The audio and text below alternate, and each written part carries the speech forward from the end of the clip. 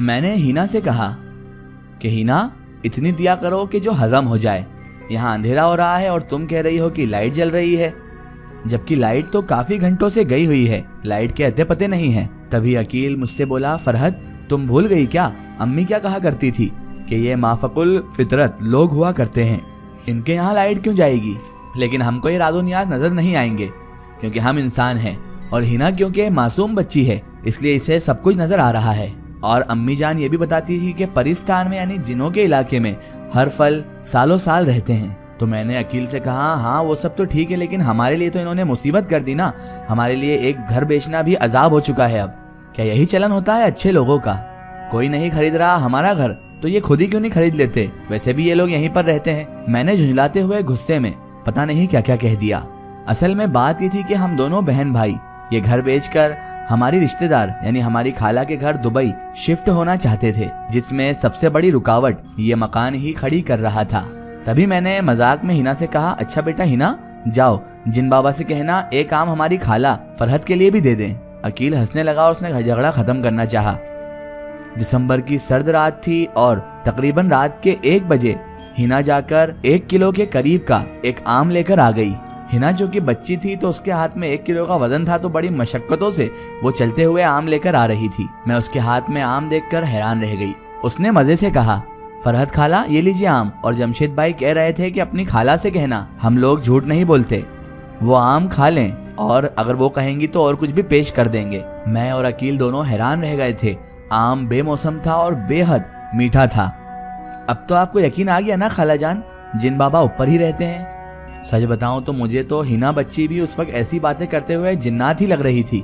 मैंने उससे कहा, अच्छा हिना मुझे दिखाओ कौन है तुम्हारे वो जिन बाबा, और वो तुम्हारे जमशेद भाई कौन है? मैंने बेइख्तियार हिना का हाथ पकड़ा और अंधेरी सीढ़ियों पर कदम रखते हुए चल पड़ी, और हिना मुझे लेकर बरसों से बंद स्टोर रूम में आ गई। बारिश के पानी की तेज आवाज, सरसरासी और कपकपाती हवा, अंधेरा, सन्नाटा और सन्नाटे में गूंजती हुई कुछ अजीब सी सरगोशियां। मेरा दिल तो पत्ते की तरह लरजने लगा। ऐसा लग रहा था मानो मेरे कदम, मेरे पैर मन भर के हो गए हैं, बहुत भारी वजन हो गए हैं और अब मैं कभी पैर उठा ही ना सकूंगी। तभी हिना बोली, खाला देखिए वो रहे जिन बाबा और जमशेद भाई। हिना ने उंगली उठाकर कोने की तरफ इशारा करा।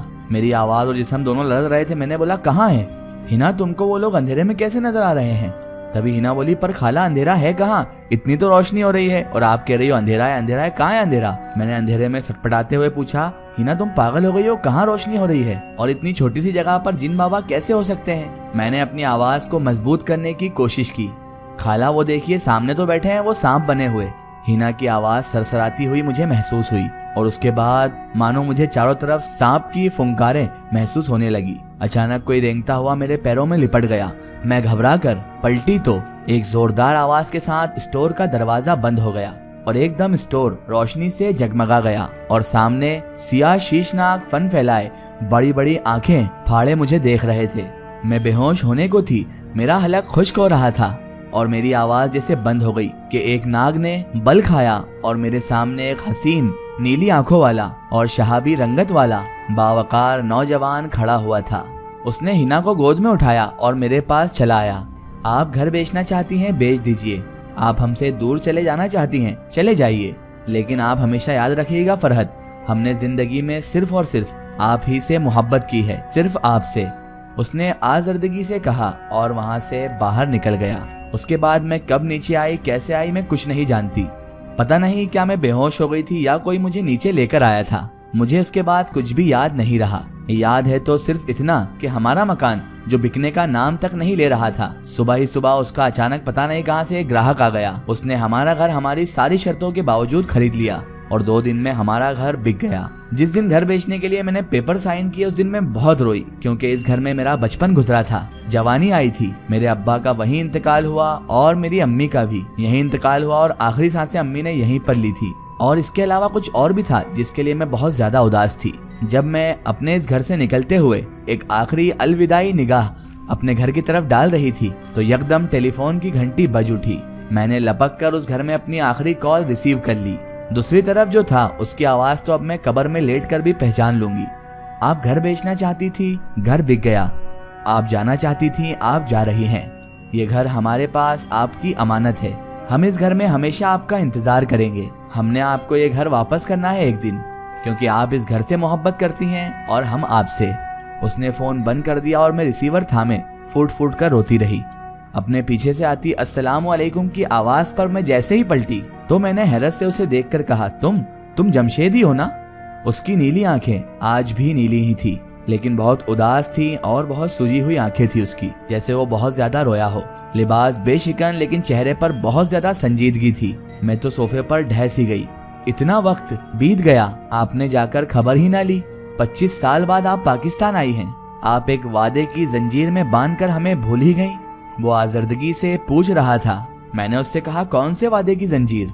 उनसे कहना, हमारी खाला कह रही हैं, मुकर न जाना, भूल न जाना, हमारा इंतजार करना, जिंदगी भर मोहब्बत करना, और खबरदार जो किसी से भी हमारे अलावा शादी की। उसकी ये बात सुनकर मेरे जहन में एक झमाका सा हुआ और हिना से बचपन में मजाक में की गई बात मुझे एकदम से याद आ गई।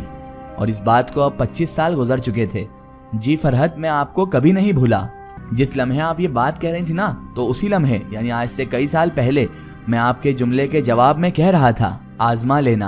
आप तो मुझे भूल गई ना फरहत? अपनी जिंदगी में आप मगन हो गई ना? आप अपने बच्चों की परवरिश में सब बातें फरामोश कर बैठी। आज बच्चों की शादियों से फारिग होकर, सारे कामों से निपट कर आपको पाकिस्तान आने का ख्याल आया। आपको सब याद रहा, एक मुझे ही भूल गई आप। वो बेहद दुखी हो रहा था। मैं बरसों से तन्हा सिर्फ एक मुलाकात के लिए तरसता रहा। अब तो वो रो देने को था। मेरे आंसू हथेलियों को भिगोने लगे थे। रो नहीं फरहत, ना मैं पहले आपको रोता हुआ देख सकता था और ना ही अब आपको रोता हुआ देख सकता हूँ। ठहरिए। और वो इतना कहकर उठकर अंदर चला गया।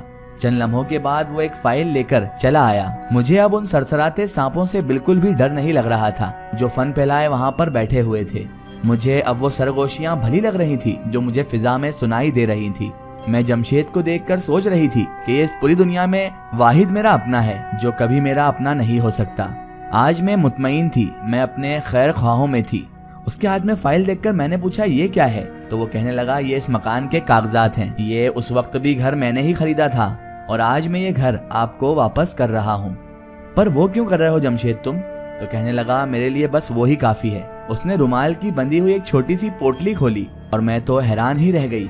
उसमें मेरी टूटी हुई चूड़ियां, मेरी एक पायजेब और मेरा वो दुपट्टा जो मैं नमाज पढ़ते हुए पहना करती थी, उसी पोटली में वो सब रखा हुआ था। वो कहने लगा मुझे दिखाकर कि बस यही बहुत है मेरे लिए, और वो मुस्कुरा दिया। मैंने उससे पूछा, जमशेद तुमने शादी नहीं की?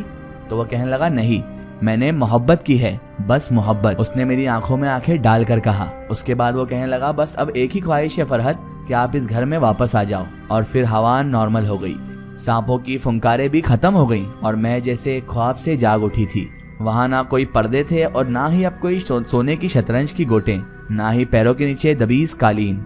वापस से वो एक बोसीदा घर की शक्ल में इस हालत में मेरे सामने था जैसा मैं सालों पहले छोड़कर गई थी। लेकिन ताज्जुब की बात यह थी कि जो फाइल मैंने अभी अभी देखी थी जमशेद के हाथ में, वो फाइल मेज पर फड़फड़ा रही थी। वहाँ पर अब मेरे अलावा कोई नहीं था, सिर्फ और सिर्फ मैं ही थी। और फिर उस दिन के बाद 20 सालों से मैं इसी घर में रहती हूँ। मेरे सारे के सारे बच्चे अमेरिका में सेटल हो चुके हैं और मेरे हस्बैंड के इंतकाल को 15 साल हो चुके हैं। जमशेद उस दिन के बाद से मुझे आज तक कभी नजर नहीं आया। माली तौर पर मैं बहुत मुस्तहकम हूँ। मेरे हस्बैंड काफी कुछ असासा छोड़ गए हैं और इसके बावजूद हर महीने की पहली तारीख को एक माकूल रकम, एक फिक्स्ड डिपॉजिट मेरे तकिए के नीचे मेरी मुंतजिर रहती है। जमशेद तो मुझे दोबारा फिर कभी नजर नहीं आया, लेकिन मेरे शौहर के फौत हो जाने के बाद जब भी मैं घर से अकेली निकलती थी तो एक काला नाग सा साया मेरे आगे आगे चलता रहता था जो सिवाय मेरे किसी को नजर नहीं आता था। और आज तक ऐसा ही होता है। मुझे उस साये के साथ जाने की इतनी आदत पड़ गई है कि जिस दिन वो नहीं होता मैं अपने घर से बाहर ही नहीं जाती। दोस्तों, अगर आप भी अपनी जिंदगी की कोई सच्ची कहानी या सच्ची घटना हमारे चैनल से शेयर करवाना चाहते हैं और आप चाहते हैं कि आपकी स्टोरी भी माई स्टोरी बुक चैनल से शेयर हो, तो आप हमें हमारे फेसबुक पेज पर कांटेक्ट कर सकते हैं और अपनी स्टोरी वहां पर हमें बता सकते हैं।